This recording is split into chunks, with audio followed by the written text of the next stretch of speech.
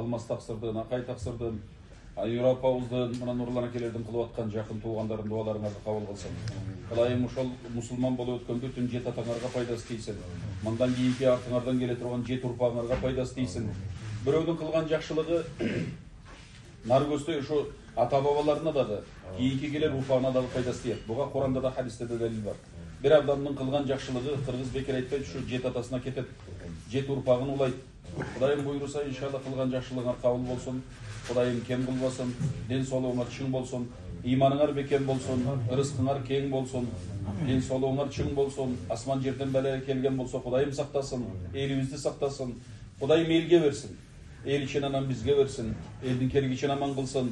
Аллахым асмандан, жерден, жанағындай жаратылыштан қырсығынан сақтасын. Елдің башында тұрғандарға иман, ынсап, әділеттілік берсін.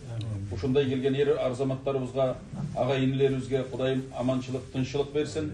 Елдің қамы үшін, диніміздің қамы үшін, өлкөбүздүн қамы үшін мейнет қылғандардан көп болсын, Құдайым көп қылсын.